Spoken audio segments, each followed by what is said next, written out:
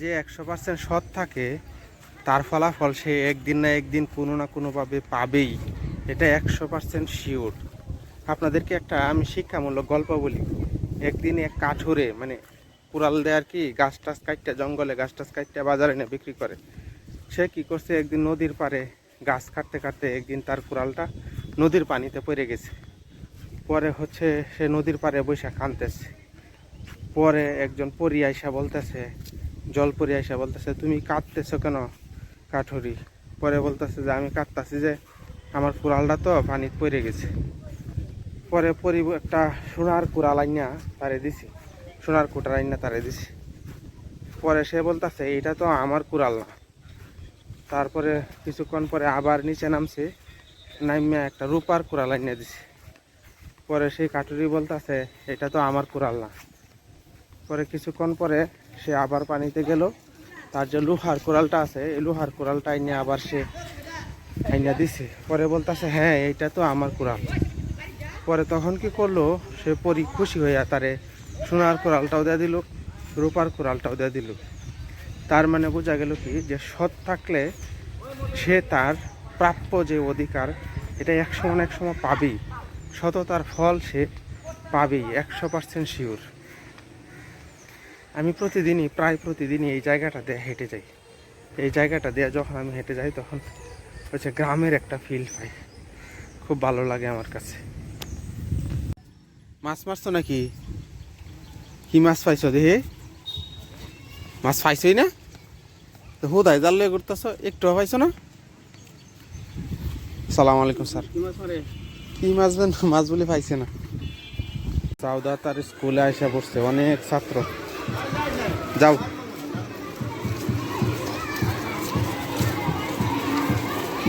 দুইটা ফুলের গাছ নিলাম, ব্লিডিং হার্ট ফুলের গাছ, আমার প্রিয় একটা ফুল, আজকে পাইলাম আলহামদুলিল্লাহ।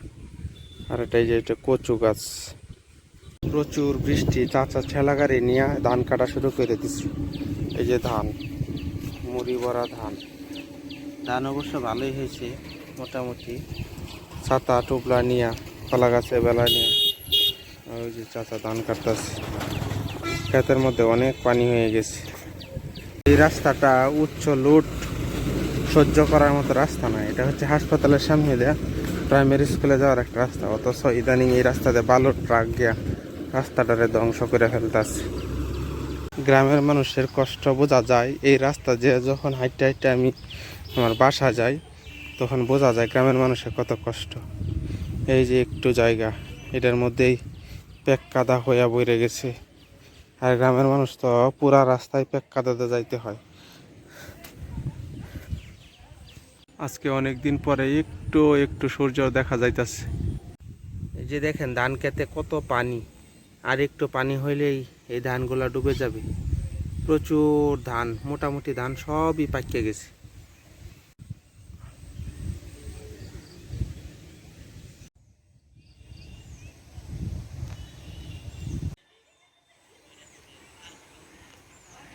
পুকুরের কোনায় একটা জলপাই গাছ, জলপাই গাছে যে কি পরিমাণ ফুল আসছে, এগুলো সবগুলাতে জলপাই হবে। আমার কথা মতে হচ্ছে এইসব প্রতিষ্ঠান যেগুলো আছে, এইসব প্রতিষ্ঠানে এসব কাঠ গাছ না লাগাইয়া শুধু ফলের গাছ থাকতো, ছাত্রছাত্রীরা ফল খাইতো, পশু পাখিরা ফল খাইতো, এটা অনেক ভালো হইতো। এই যে পিছনে একটা অনেক বড় কাঁঠাল গাছ আছে, এটা একটা ভালো জিনিস। মাদ্রাসার শিক্ষকরা বা ছাত্ররা না খাইলেও কেউ না কেউ তো খায়, মানে জীবেরা তো খায়, প্রাণীরা খায়, খায় তো দোয়া করে।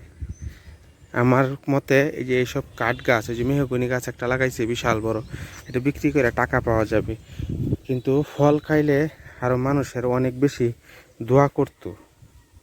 যারা থাকে তারা কচু গাছ খুঁজে পায় না, বাজার থেকে কিনে খেতে হয়। আর গ্রামে যারা থাকে দেখেন রাস্তার পাশে কি পরিমাণ কচু গাছ, কচু আর কচু।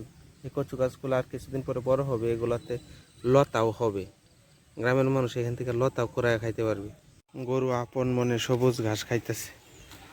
কালকে যখন প্রচুর বৃষ্টি হইতাছে তখনও দেখছি এই গরুটার এখানে গরুর মালিক আইনা রেখে দিছে, বজ্রপাত হইতাছে।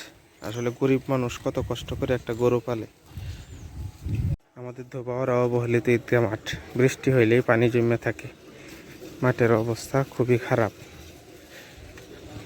মামা মামা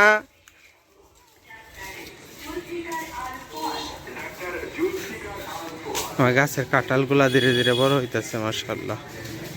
বাবারা মোহাম্মদিয়া দাখিল মাদ্রাসা নতুন বিল্ডিং চালু হয়ে গেছে, ছাত্রছাত্রীরা আনন্দে পড়াশোনা করতেছে। আকাশ একদম পরিষ্কার হয়ে গেছে, রৌদ্র চকচক করতেছে, নীল আকাশে সাদা মেঘের ভেলা উঠতেছে। কিছুক্ষণ আগেই মেঘলা আকাশ ছিল, এখন একদম চকচকে পরিষ্কার। এখন বাজে 11টা। কথায় আছে মেঘের পরে রোদ, এমন রোদ উঠছে, রোদে একবারে চকচক করতেছে। এই যে উপরে রোদ একদম চকচক করতেছে, ওই পিছনে দেখেন নীল আকাশে সাদা মেঘের ভেলা উঠতেছে।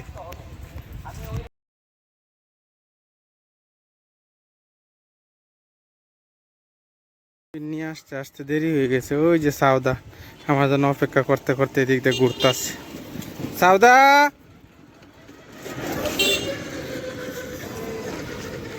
হেতে এগোই গেছিলা, দেরি হয়ে গেছে। ধরো আজকে ইনতে একটা কচু গাছ নিচ্ছি। দেরি হয়ে গেছে না তো, দেরি কর। আচ্ছা যাও।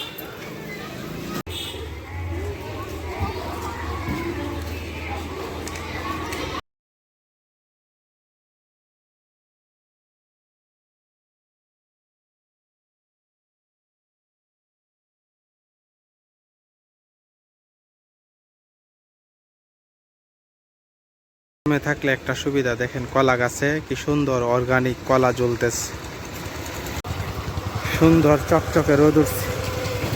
আর হচ্ছে বটবটি যাইতেছে, কান খায়া ফেলতেছে বটবটির শব্দে। এই হচ্ছে আমাদের বাংলাদেশের অবস্থা।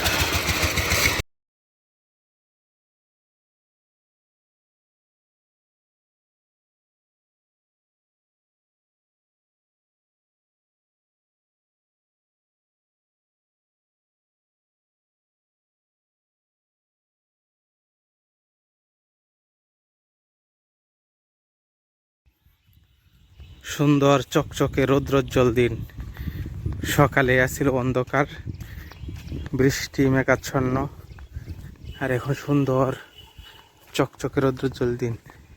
এই নীল আকাশ, নীল আকাশে সাদা মেঘের ভেলা। আবহাওয়া অবশ্য বোঝা যাইতেছে গ্রীষ্মকাল, গরম লাগতেছে এখন। এভাবে যদি 2-3 দিন রোদ থাকে, তখন মানুষ আবার হাহাকার করবে যে আল্লাহ মেঘ দেও মেঘ দেও। কিন্তু এই কয়েকদিন বৃষ্টি থাকার কারণে মানুষ একদম অতিষ্ঠ হয়ে গেছিল গরমে। কিন্তু কয়েকদিন যদি এভাবে রৌদ্র থাকে, তাহলে আবার মানুষ বলবে আল্লাহ মেঘ দেও মেঘ দেও। এটাই, দুনিয়াতে মানুষকে সন্তুষ্ট করা সহজ না, আর দুনিয়াতে মানুষের চাহিদা থাকে অনেক বেশি। আখেরাতে একমাত্র মানুষ সন্তুষ্ট হবে যখন মানুষ জান্নাতে যাবে, তখন ওইখানে কোনো চাহিদা থাকবে না।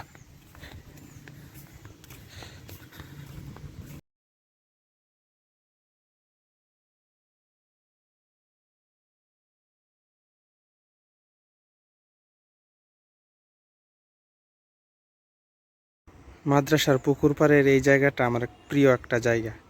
এখানে এসে আমি প্রায় সময় বসে থাকি, জীবনকে উপভোগ করি। পূর্ব দিক থেকে সুন্দর একটা বাতাস আসতেছে, নীল আকাশে সাদা মেঘের ভেলা উইরে উইরে যাইতেছে, আর পুকুরের পানিতে একটা বাতাসের ছোঁয়া, স্নিগ্ধ ছোঁয়া আসতেছে। এই পানি ছুঁয়া ছুঁয়া বাতাসটা যখন আসে, তখন মনে হয় কি একটা জান্নাতি শান্তিতে বসে আছি। দুনিয়াতে আল্লাহ এত শান্তি দান করেছেন প্রকৃতির মাধ্যমে, আখিরাতে না জানি আল্লাহ কত শান্তি জান্নাতে রেখেছেন। সুবহান আল্লাহ, আলহামদুলিল্লাহ। এটা হচ্ছে মাদ্রাসার পাঞ্জাখানা, মানে নামাজখানা। এটা নামাজের জন্য হচ্ছে বানানো হয়েছে। এখানে আমরা কয়েকদিন নামাজ পড়ছিলাম করোনার সময়। এখন এখানে আর নামাজ পড়ে না, 2টা তালা মারা। মাদ্রাসার নতুন বিল্ডিংয়ে তারা নামাজ পড়ে সবাই।